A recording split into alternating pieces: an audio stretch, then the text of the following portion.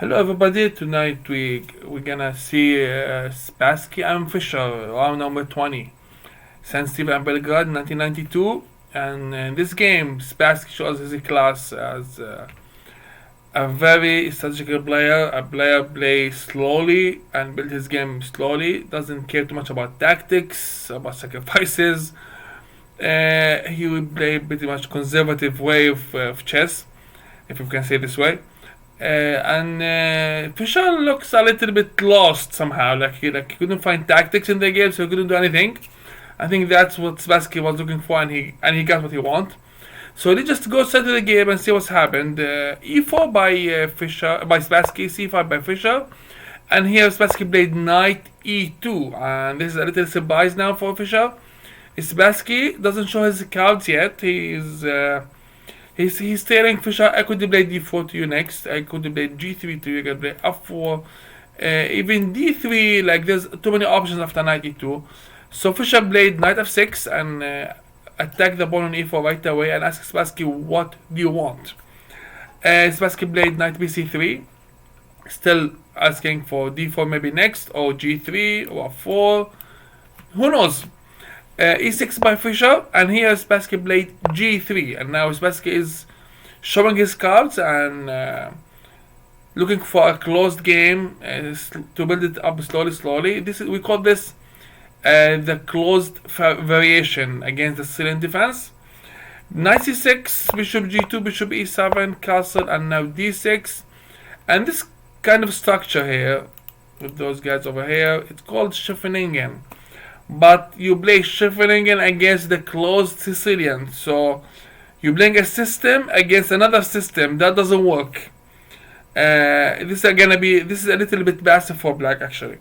So d3 by Spassky, a6 by Fischer, a3, and Spassky said tell Fischer, okay, I'm gonna play b4 anytime if that's possible.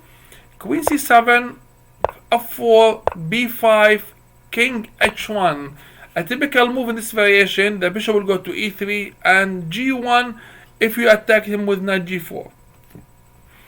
Castle, bishop e3, bishop b7, bishop g1, rook b8, h3, bishop a8, and now Fischer is doing something strange here actually.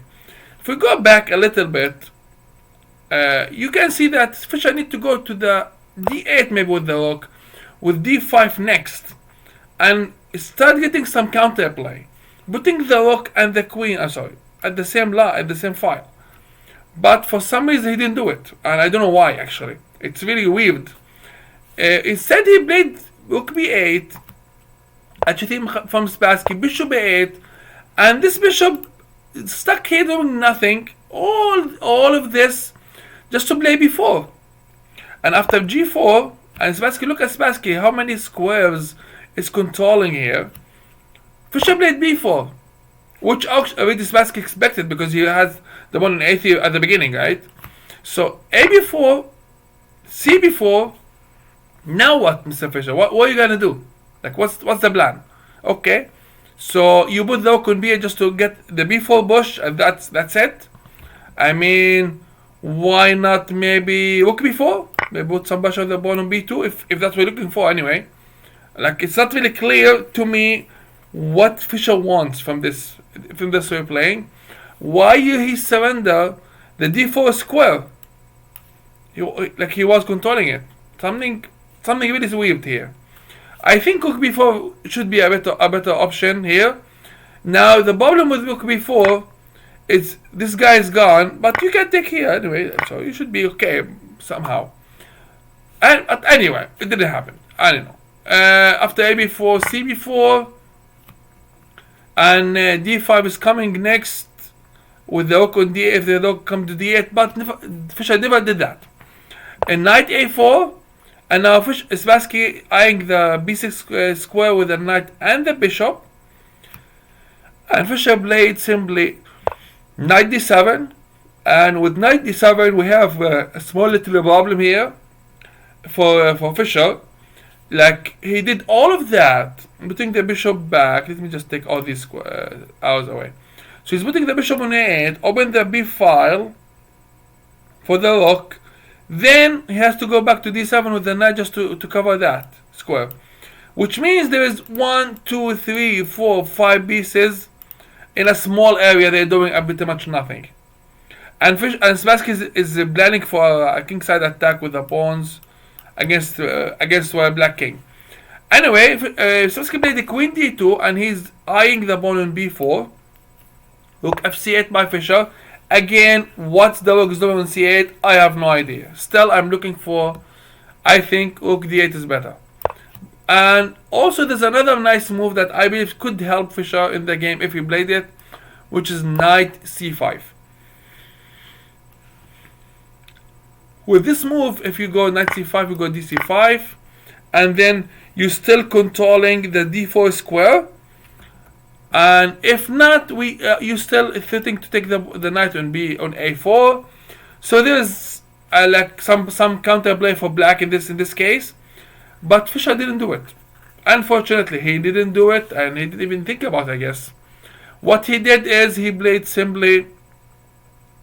If I go back here, he played rook fc8, b3, a5. And a5 is not really the best move in this position.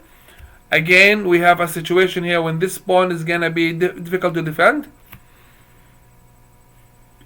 If the pawn is stay on a6 and you move the knight, let's say black played, let's say g6, and we go back to b2, so that you can defend this pawn with bishop b7. And yes, you're not really in the best shape ever, but you're still okay. Like you're still alive. But what's happening in the game is difficult to explain. Fischer played a5, Spassky played g5, and then bishop f8 from Fischer.